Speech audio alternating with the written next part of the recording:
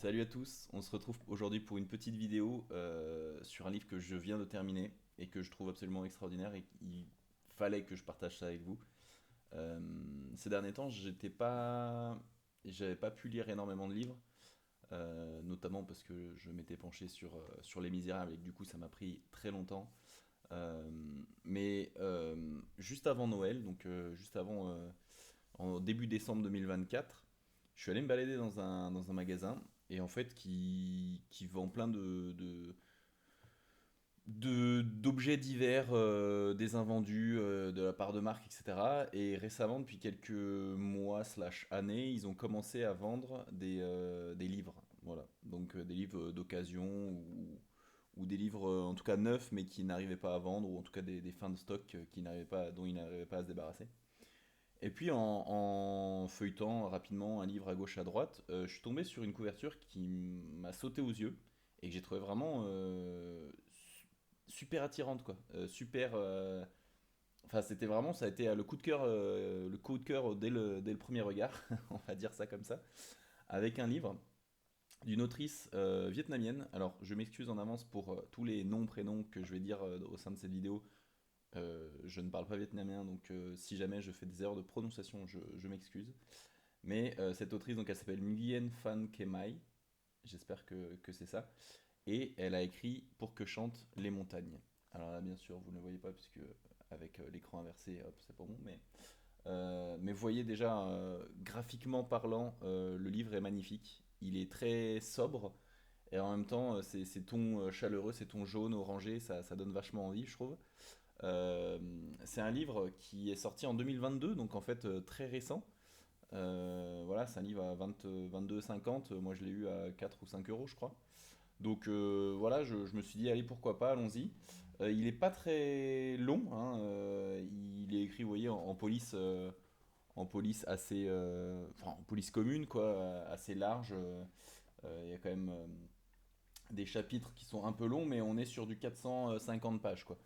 Donc, ce livre, Pour que chantent les montagnes, qu'est-ce qu'il raconte? Il raconte tout simplement l'histoire d'une petite fille donc, qui s'appelle Huong, euh, j'imagine, qui veut dire parfum en vietnamien, et qui en fait vit à Hanoï en 1972, donc pendant la guerre du Vietnam, et qui est élevée par sa grand-mère, Diolan, qui en gros est, au moment où le livre débute, la seule personne encore en vie de sa famille, en tout cas dont elle a connaissance, et en fait qui va tout faire pour l'éduquer, la faire survivre aux horreurs de la guerre et au bombardement des Américains, puisqu'elle habite du coup dans le Vietnam communiste, donc le nord du Vietnam, qui s'oppose au sud Vietnam, soutenu par les Français et les Américains.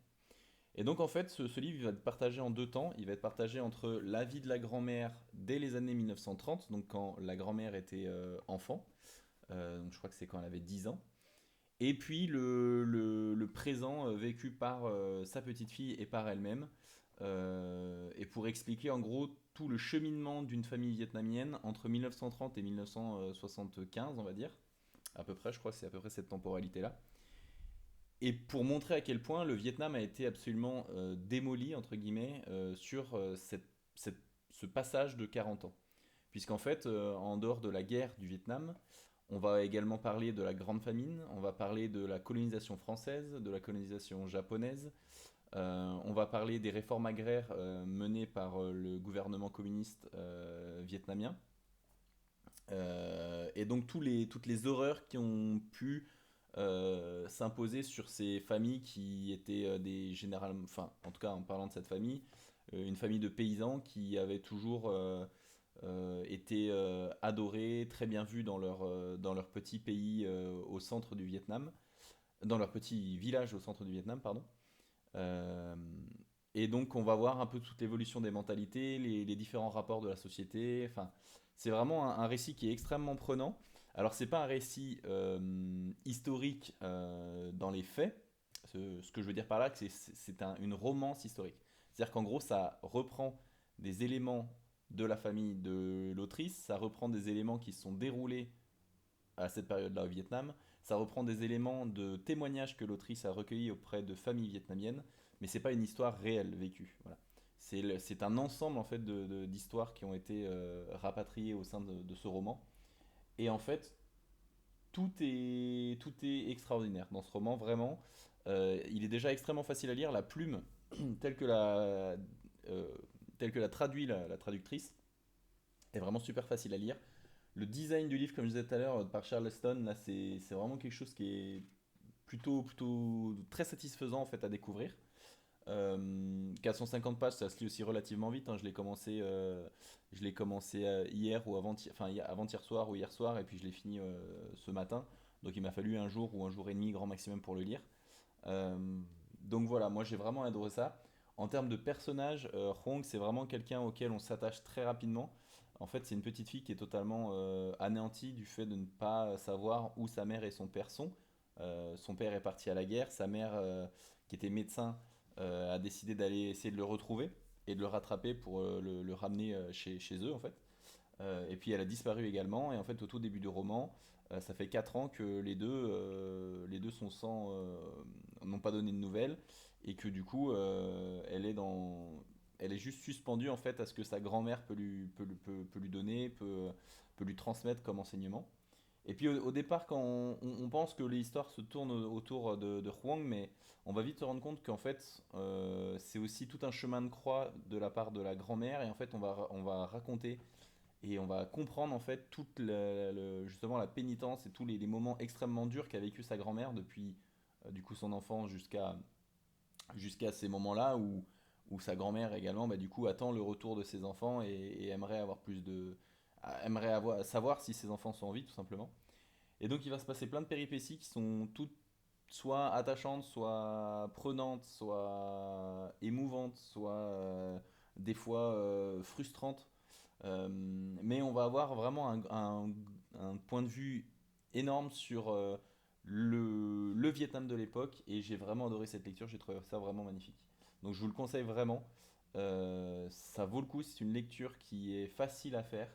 Euh, En toute honnêteté, pour tous les âges, alors bon, à partir du moment où on est capable d'apprécier ce genre de lecture, donc je dirais que à partir de 15 ans, 13, 14, 15 ans, on est totalement capable d'apprécier ce genre de lecture, et surtout de pouvoir comprendre les messages secondaires qui sont diffusés au sein de ce livre.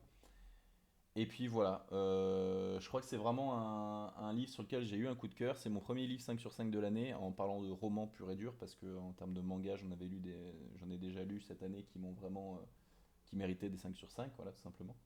Mais lui, c'est vraiment le premier roman de l'année que je lis où je suis convaincu dès le début, puis ensuite au milieu, puis à la fin, que c'est un très bel écrit que j'ai adoré. Voilà.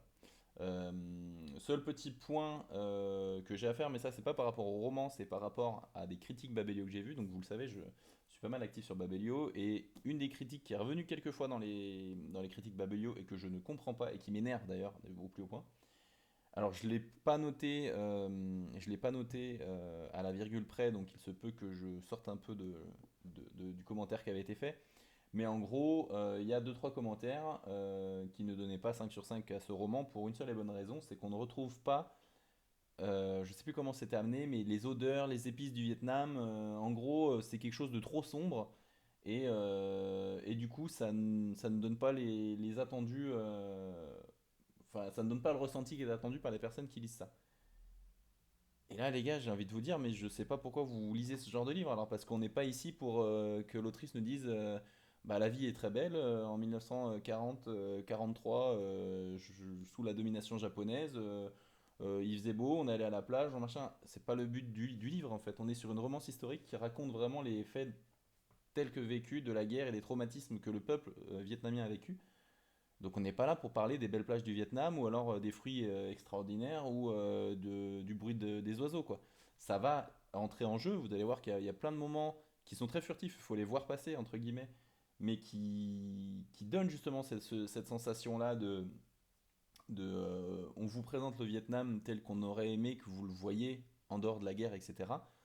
Sur les populations, sur les rapports à la famille, sur les animaux, la faune et la flore. C'est très bref, mais on les voit quand même passer. Mais en fait, quand on lit ce genre de roman, on n'est pas là pour lire un roman de gare où on se dit ah bah je suis à la plage, je lis ça et ça va me rendre super heureux. Non, c'est pas ça. C'est un roman historique, ça raconte plein de choses, dures à encaisser certaines fois, mais super intéressantes. Et vraiment, c'est mon gros coup de cœur de l'année 2025 pour l'instant. C'est vraiment pour l'instant mon top un pardon, de tous les romans que j'ai lus. Donc si vous avez la chance de l'avoir ou si vous avez la chance de l'avoir déjà lu, bah, vous pouvez déjà me dire en commentaire ce que vous en avez pensé. Mais je vous le conseille, il est magnifique. Voilà. Sur ce, moi, je vais m'atteler à lire d'autres livres pour pouvoir vous faire quelques vidéos de retour. Et puis, j'espère que vous arriverez à apprécier celui-ci, en tout cas autant que je l'appréciais moi, si jamais il vous arrive par bonheur de pouvoir tomber dessus et de pouvoir le lire. Voilà. Bonne soirée, ciao.